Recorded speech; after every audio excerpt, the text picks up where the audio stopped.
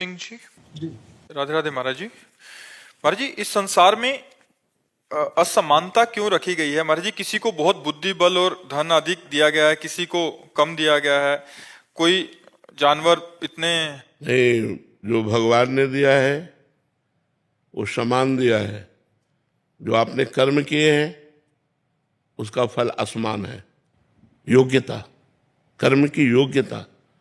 आपका कर्म है, आप धनी हैं, आपका कर्म है, आप निर्धन हैं।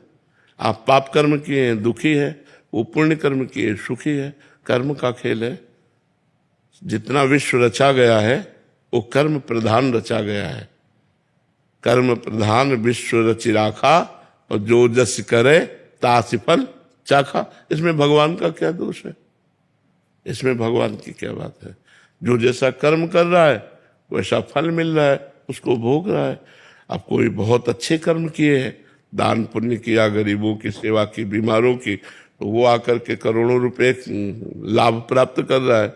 अब एक है जो दूसरे के साथ बेईमानी किया, चोरी किया, नाना प्रकार के कुकर्म किए, खाने को भी नहीं मिल रहा है। तो कर्म का योग है। जैसे कर्म करोगे वैसा फल देगा भगवान। जैसा तुम कर्म करते हो वैसा है। यहाँ संसार विषमता है कर्म के कारण, क्योंकि सब एक जैसे कर्म थोड़ी कर रहे हैं, सब अलग अलग कर्म कर रहे हैं। तो अलग अलग उनका दंड या पुरस्कार, पुण्य या पाप, सुख या दुख, यही फल प्राप्त हो रहा है। तो इसलिए हमें इसमें कोई खास चिंतन नहीं करना। खास चिंतन करना है कि भजन करके हमको अच्छे बनना है। अब तक जो हुआ हुआ, अब लो निशानी, अब ना नसीब। अब तक जो हुआ अब हुआ, अब मैं अच्छा कार्य करके भगवान को प्राप्त करूं, या अच्छा व्यक्तित्व प्राप्त करूं, या अच्छा धनी बनूं। इसके लिए मुझे अच्छा कर्म करना होगा। इसकी स्वतंत्रता है महाराज जी? पूरी स्वतंत्रता है। मतलब अभी जो हम अच्छा करने लग गए तो आगे आपका अच्छा बिल्कुल अच्छा होगा।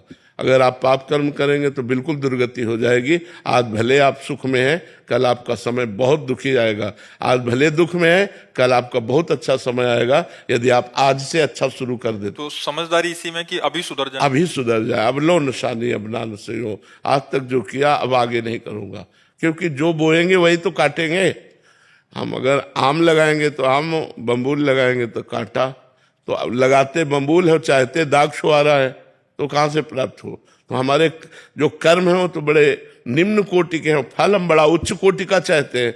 कर्म है दुख देने वाले, फल चाहते हैं, सुख तो कैसे मिल सकता है? कर्म भी वैसा होना चाहिए, तभी हमारी बात बनेगी। अब जैसे आप बहुत मेहनत कर रहे हैं, लेकिन आपका पूर्व प्रारब्ध पाप में है, तो असफलता ही मिलेगी आपको, शोक ही मिलेगा आपको, चिंता ही मिलेगी आपको। तो आपको लगेगा बगल वाला जो है ज्यादा मेहनत नहीं करता और खूब अच्छे सुख है। तो आपका कर्म, जो पीछे का कर्म है, वो आपको आगे नहीं बढ़ने दे रहा, आपको दुर्गति कर रहा है। इसलिए अब आज कर्म संभाल लो तो आगे आपकी उन्नति हो जाएगी। मोहित कुमार जी, सहारनपुर से। जी महाराज जी, इस संसार में सभी को या तो श्रेय मिलता है या दोष मिलता है। तो ये या तो किसी बात का श्रेय मिलता है कि उसकी यश हो गया, या किसी की निंदा हो रही है, तो ये उस इंसान के स्वयं के प्रारब्ध पुरुषार्थ से मिलता है, सेम ही प्रश्न है, या उससे जुड़े लोगों के कर्म से मिलता है? नहीं, जुड़े हुए लोगों के कर्म से भी मिल सकता है। जैसे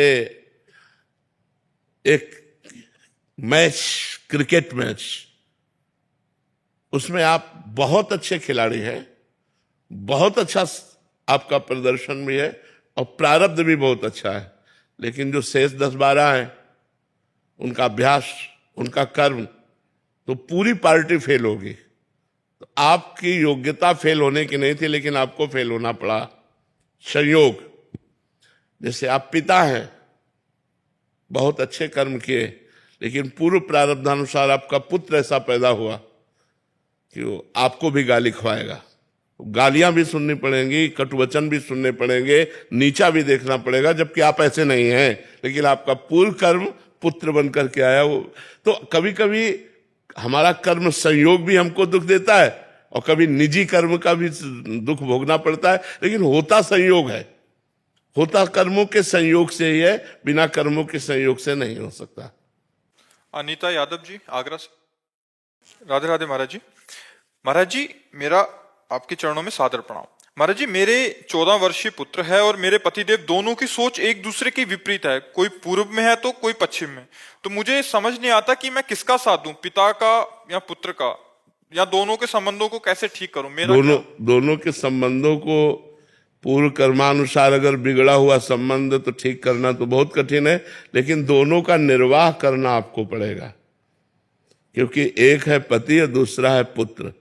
पुत्र की तरफ वात्सल्य है और पति हमारा परमेश्वर है, पति हमारा इष्ट है, आराध्य देव के समान है। तो हमें चाहिए कि पति का भी आदर करें और पुत्र को भी दुलार करें। कोशिश करें पुत्र को कि वो समझदारी के द्वारा अपने पिता का अपमान न करे। पति को कभी प्रेमवश समझाएं कि हमारा आखिरकार पुत्र ही है, हम कोई अहित अपने पुत्र का न करें। जितना हम चाहते हैं उतना मंगल भावना भर सके, लेकिन अपनी तरफ से कोई अहित न करे। तो हम कोशिश करें दोनों को समझाने की, पर प्यार दोनों को देना पड़ेगा, क्योंकि एक वात्सल्य से प्रेरित है, एक अपना पति है। अमित शुक्ला जी, फतेहपुर। जय श्री राधे। जय श्री राधे महाराज जी।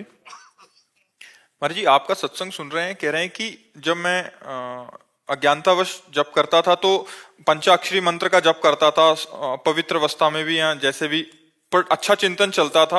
महाराज जी, फिर आपसे सुना कि पवित्र अवस्था में ही मंत्र का और गुरु प्रदत्त होना चाहिए। फिर हमने नाम जो मेरे को प्रिय लगा भगवान का, उमा शिव, वही जपना शुरू किया। पर अभी भजन में रुचि कम हो गई है महाराज जी, विषय भोग प्रिय लगने लगे हैं महाराज जी। पहले कह रहे थे तब सही भजन होगा तो ये लक्षण आने लगेंगे, ध्यान रखना। जब आप सही भजन करोगे तब आपकी जो अंदर की कूड़ा करकट है वो निकलना बाहर शुरू हो जाएगा। आपको लगता है गंदा चिंतन आ रहा है, गंदा चिंतन आ नहीं रहा। जो आपके मोबाइल में मैसेज भरे हैं वही मैसेज आ रहे हैं, गंदे मैसेज भरे हैं। तो मन रूपी चिप में न जाने कितने जन्मों के दुर्वासनाएं भरी हैं। तो जब हमारा सही जप होगा तो वो निकलना शुरू होता है। तब साधक घबरा जाता है कि इतना तो पहले नहीं था, आज जब हम भजन करने लगे तब ऐसा क्यों हो रहा है, क्योंकि वो अंदर की गंदगी निकल रही है। आप खूब नाम जप करते रहिए, वो अंदर की दुर्वासनाएं हट रही। बहुत गंदी गंदी बातें आएंगी, क्योंकि बहुत जन्मों के संस्कार उसमें भरे हुए हैं। हमको तटस्थ रहना है, नाम जप करते रहना, गंदे आचरण नहीं करना और मन के अनुसार चलना नहीं, ना उसके अच्छे बुरे फेंके हुए पर हमारे ऊपर कोई असर होना चाहिए, उदासीन होना चाहिए। राधा राधा राधा राधा राधा राधा, वो सब निकल जाएंगे। मेरे की कितने नाम जप करें? हर श्वास नहीं, दिन में कितने नाम? हर श्वास हमारा, हाँ, हमारा गिनती नंबर से नहीं है, हमारा नंबर से नहीं, हमारा श्वासों से है। मान लो हम अभी तक जप करते रहे, अब छोड़ दिया कि हमारा इतना हो गया संख्या में, और अभी मरे और संसार का चिंतन हुआ, तो फिर भरत जी मरे, हिरण का चिंतन हुआ तो हिरण बनना पड़ा। तो हमको क्या करना? हर श्वास, हाँ, हर श्वास में एक भी श्वास खाली। जैसे मान लो पूरी श्वास आने जाने में हम 2 बार राधा लिया, ले तो 20 बार भी सकते हैं। हॉस्पिटल में कार्यरत हूँ तो मेरे से बीच बीच में पेशेंट आता है, नाम छूट जाता है। हाँ, तो हम राधा बोला और आपसे बात कर रहे हैं, फिर राधा बोला तो पूरी बात राधा में ही मानी जाएगी। समझ रहे हो ना? हम राधा बोला और ऑफिस में घुस गए और 2 घंटे कार्य किया, फिर राधा बोला और सब कर्म समर्पित कर दिया, वो राधा ही है। राम चौधरी जी, गुरुदेव भगवान, मेरा प्रश्न है कि आराध्य भगवान और गुरुदेव भगवान के श्री चरणों में निरंतर प्रेम बढ़ाने के लिए साधक को क्या साधना करनी पड़ेगी? नाम जप, सावधानियों का नाम जप। क्योंकि गुरु ने अपने जीवन स्वरूप नाम को दिया, तो गुरु से प्रेम हो जाएगा, और नाम के अधीन नामी, इसलिए इष्ट में भी प्रेम हो जाएगा। इष्ट और गुरु में प्रेम प्राप्त करने के लिए प्रेम मूल यह नाम है। जो नाम मिला हुआ है, राधा नाम, हरिवंश नाम, कृष्ण नाम, जो भी नाम गुरु जी ने दिया, उसी नाम से गुरु से भी प्रेम हो जाएगा और इष्ट से भी प्रेम हो जाएगा। पर नाम पहले पाप को नष्ट करेगा, फिर पाप प्रवृत्ति को नष्ट करेगा, फिर अंदर हमारे अंदर सद्भावनाएं आएंगी, तब हम आगे प्रेम को प्राप्त होंगे। चंद्र जी, अमृतसर से। राधे राधे महाराज जी। गुरुदेव, पैसे को लक्ष्मी समझकर पूजना चाहिए या कागज का टुकड़ा समझना चाहिए उसको? कागज का टुकड़ा ज्यादा नहीं, इससे ज्यादा। हाँ, यह है कि उसके द्वारा सत्कार्य होते हैं, तो वो अलमारी में रखा है, वो तिजोरी में रखा है, डस्टबिन में नहीं पड़ा, नहीं है, वही चीज, कोई अंतर नहीं। अब 2,000 रुपये एक ट्रक दे दिए जाए आपको तो आप क्या करोगे? फेंक देंगे ना, क्योंकि उनके द्वारा सामान नहीं मिलती। लक्ष्मी मान के पूजन थोड़ी करेंगे। मान लो 2,000 रुपये वो जो चलते थे, अगर वो हमें एक ट्रक मिल जाए तो हम खुशी होंगे क्या? कबाड़ में फेंक देंगे। क्यों? क्योंकि प्रयोग में नहीं आता। प्रयोग में आता है इसलिए तो वस्तुएं मिलती हैं। वो लक्ष्मी का स्वरूप थोड़ी है। लक्ष्मी का स्वरूप तो अनंत ब्रह्मांडों में फैला हुआ है। कागज का टुकड़ा है, उसको दिखाओ, उसके अनुसार सामान ले लो, बस बात इतनी है। ज्यादा उसका महत्व तो पागल बना देगा। हाँ, रुपए का नशा चढ़ जाए तो पापों का ढेर लगा दे। हिंसा करना, चोरी करना, न जाने क्या क्या, तो महत्व ना रखे और प्रयोग करे। महत्व, अब जो चीज जहां रखी जाती है वो वहीं रखी जाएगी। अब उसको डस्टबिन में थोड़ी फेंक दे, लेकिन हमारे अंदर महत्व नहीं उसका। प्रयोग में आता है इसलिए प्रयोग में आ रहा है। वो दिमाग में जो महत्व आया वो भगवान से अलग कर देगा। इसलिए इसका महत्व तो नहीं रखना, महत्व तो भगवान का रखना है, रुपए का महत्व नहीं रखना। पीयूष भट्ट जी फरीदाबाद से। श्री हरिवंश राधे राधे। राधे राधे महाराज जी। महाराज जी, आपके सत्संग के माध्यम से सुना कि कोई अपमान करे तो सह लेना चाहिए, निर्भिमान होके।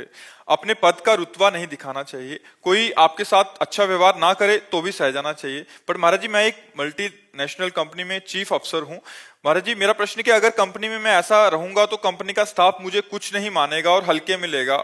उसका असर ये होगा कि कंपनी के काम पे असर होगा। देखो, कर्तव्य पालन के समय हमें जो पद मिला है हमें उसका पालन करना है। जो आपके अनुचर हैं, जो आपके शासन में है, वो आपकी तरफ दृष्टि से भी अगर गलत देख रहे हैं तो आपको शासन करना है। लेकिन आप व्यवहार में अन्यत्र है और फिर उस समय हम सह लेते हैं। जहां हमारा कर्तव्य है वहां हम अपने कर्तव्य का पालन करते हैं। जैसे एक पुलिस ऑफिसर है और सामने एक दंडनीय अपराधी है और वो उसको क्षमा नहीं करेगा, उसका दंड देना ही उपचार है उसके लिए, उसके क्षमा उपचार नहीं है। हाँ, अब वो अपनी सेवा से निवृत्त होके जा रहा है और कोई उसे गाली दे रहा है, वो मुस्कुरा के चल दिया। हमको समझना है, हमें सब में भगवान देखना है। चोर रूप से भगवान आए हो तो डंडा रूप से पूजा ले, अगरबत्ती की पूजा थोड़ी होगी। तो ये बात समझना है कि यदि आप अधिकारी हैं, सैकड़ों लोग आपके अनुशासन में कार्य कर रहे हैं, तो आपको बहुत विवेक के द्वारा उस कार्य की पूर्णता के लिए उन पर शासन करना जरूरी है। उनकी एक एक वृत्ति पर शासन करना जरूरी है। उसको समझना पड़े। शास्त्रीय शब्दों को समझना वही समझा सकता है जो शास्त्र में या अध्यात्म में है, नहीं तो गलत प्रयोग हो जाएगा। जैसे एक संत ने अपने शिष्य से कहा कि सर्वत्र भगवान है, ऐसा अनुभव हो जाना सिद्ध पुरुष का लक्षण है।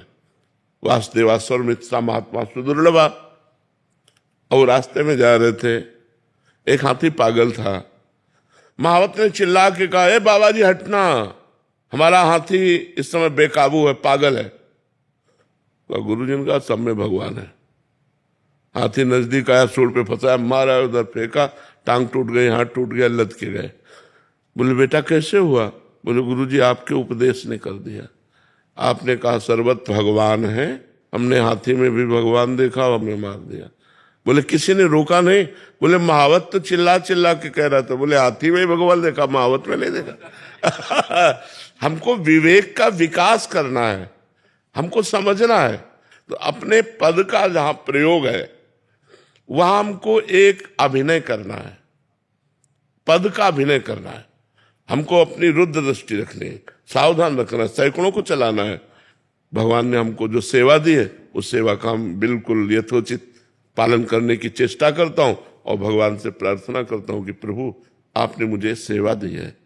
पावर वही है, सब में परमात्मा है। जब आप शिष्य का स्वांग कर रहे हो तो हम गुरु का स्वांग कर रहे हैं। स्वांग ही हो रहा है और कुछ थोड़ी हो रहा है, अभिनय हो रहा है। अपने अभिनय में ठीक रहो, डायरेक्टर आपको अच्छी फीस देगा। भगवान डायरेक्टर है, वो कृपा करेगा। कूटनीति का कभी करना पड़ता है, डिप्लोमेटिक में। हाँ, जहाँ जो जरूरत है, हमें अपने कार्य की सिद्धि के लिए जो जरूरत है वो हम करेंगे। भगवती प्रसाद पांडे जी। राधे राधे महाराज जी। महाराज जी, सभी शास्त्र एक मत से कहते हैं कि आप जैसे भगवत स्वरूप महापुरुषों का दर्शन व आशीर्वचन अमोघ व कल्याणप्रद होता है तथा बिना महापुरुषों की कृपा के भक्ति का परम प्रसाद प्राप्त नहीं होता। आपके हृदय में तो साक्षात भक्ति देवी विराजमान है, हमसे तो ऐसी कोई योग्यता ही नहीं है कि आपकी दृष्टि, कृपा दृष्टि भी प्राप्त हो सके। महाराज जी देखो, शास्त्रों में वर्णन आया है कि संतों का दर्शन पाप का नाश करता है, क्योंकि वो पवित्र परम भगवान का चिंतन करते रहते हैं। हर समय उनके आचरण पवित्र, उनका चिंतन पवित्र, इसलिए वो चलते फिरते तीर्थराज हैं। मुद मंगल में संत समाजू जो जग जंगम तीर्थ राजू। वो चलते हुए तीर्थराज है। वो स्पर्श करें तो पवित्रता, देख ले तो पवित्रता, वो भिक्षा ले ले तो पवित्रता, वो उनसे शरीर से वायु स्पर्श करके जाए तो ये पवित्रता। ये पाप का नाश करती है, ज्ञान का प्रकाश नहीं। ध्यान रखना, ज्ञान का प्रकाश उनकी वाणी का आचरण में उतारना, ये बात ध्यान रखना।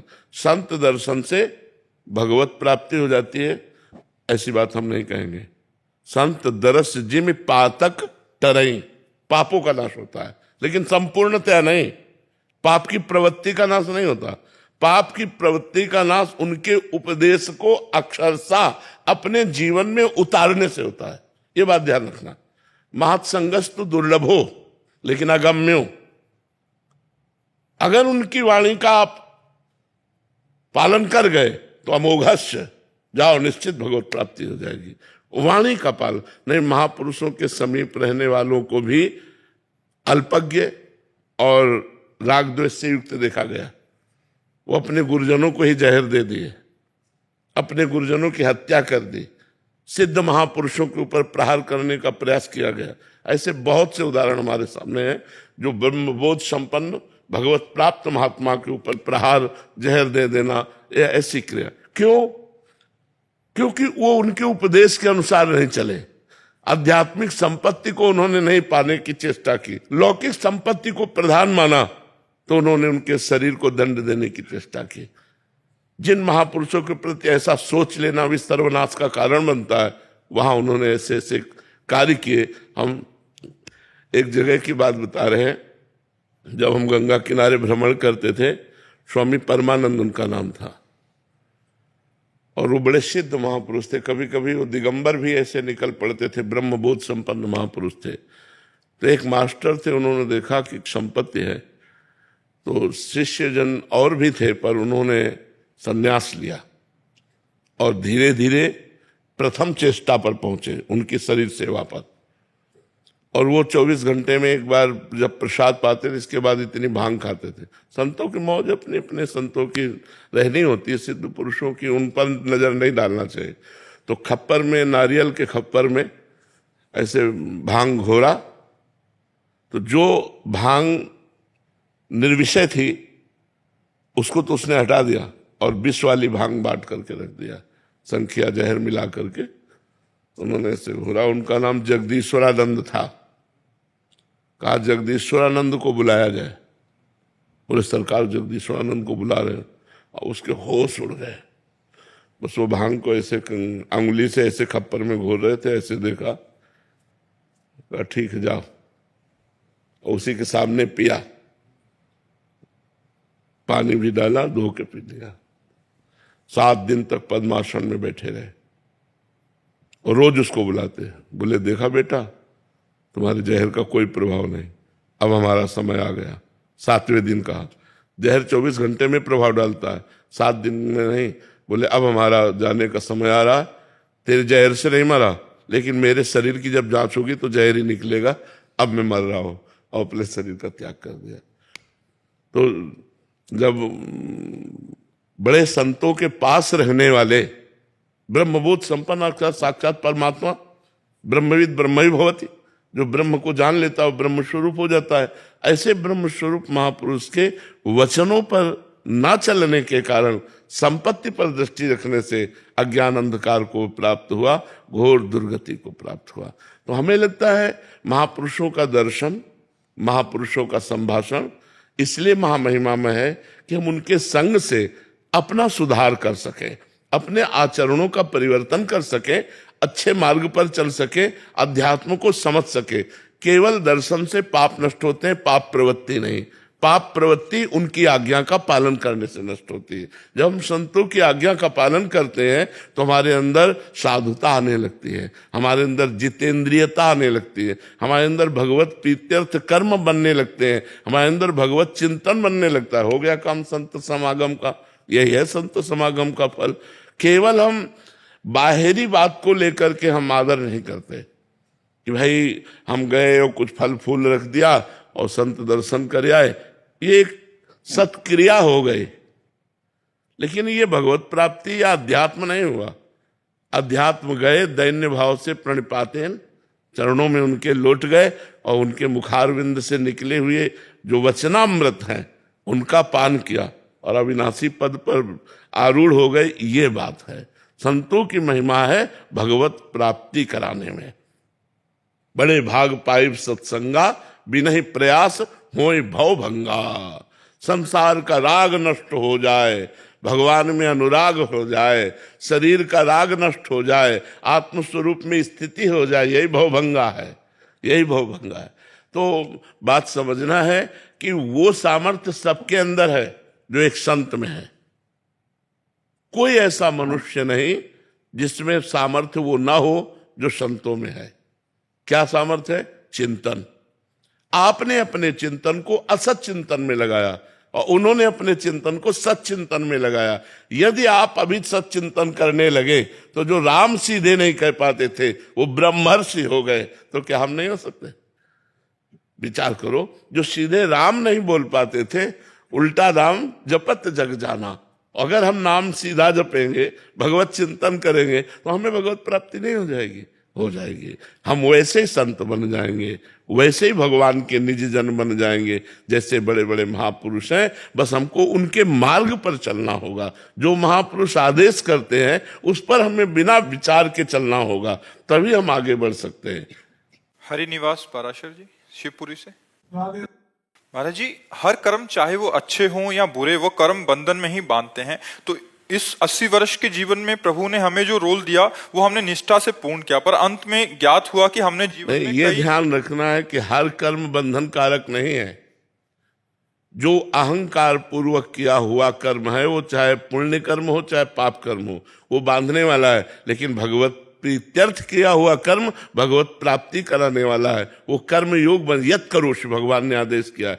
जो कर्म किया जाए वो भगवत प्रीत्यर्थ किया जाए तो वही भगवत प्राप्ति का हेतु हो जाता है। और अहंकार विमूढ़ात्मा करता हम इति मन्यते, मैंने ऐसा किया मैं ऐसा करूंगा, ये बंधन का कारक है। जहां अहंकार पूर्वक शुभ अशुभ कर्म होते हैं तो अवश्य में भोक्तव्यम कृतम कर्म शुभाशुभम। और यदि वही कर्म भगवान प्रीत्यर्थ श्री कृष्णार्पणमस्तु, वही मंगल कारक हो जाएंगे।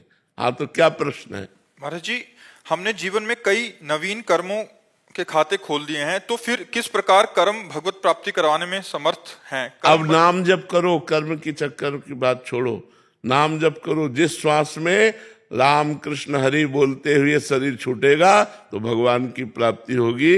अजामिल इसका प्रमाण है। अपने पुत्र के बहाने नारायण बुलाया और भगवत प्राप्ति का योग बन गया। घोर दुराचारी को भगवत प्राप्ति का योग बन गया। तो यदि हम हर श्वास में राधा राधा राम राम कृष्ण कृष्ण हरि हरि रटे तो हमको भगवत प्राप्ति हो जाएगी। हम कर्म के बल से नहीं, भगवान के नाम के बल से, नाम के बल से निश्चित भगवत प्राप्ति हो जाएगी। कलयुग केवल नाम आधारा, सुमिर सुमिर नर उतरहि पारा। नाम से बात बन जाएगी। कृत्युगे ध्यायते विष्णुम त्रेतायाम यजतई मखई द्वापरे परिचर्यायाम कलो तद्धरि कीर्तनात्। भगवान का नाम संकीर्तनम यस्य सर्व पाप प्रणाशनम, सर्व पाप प्रणाशनम। समस्त पापों का नाश करके भगवत प्राप्ति कराने में समर्थ है भगवान का नाम। इसलिए अब बाबा नाम जप कीजिए डट के, खूब राधा राधा राम राम जो नाम प्रिय लगे डट के कीजिए, हट के कीजिए। द्वारा प्राप्त नहीं, गुरु द्वारा प्राप्त नहीं। अरे अब कह तो रहे, पकड़ लो गुरु, क्या काने फूकना होता है। भाई संत के मुख से राम राम हरि हरि सुन लिया, यही तो गुरु मंत्र है। और क्या, पकड़ लो और बस पार हो जाओ। निशांत पाठक जी। राजा महाराज। गुरुदेव, आप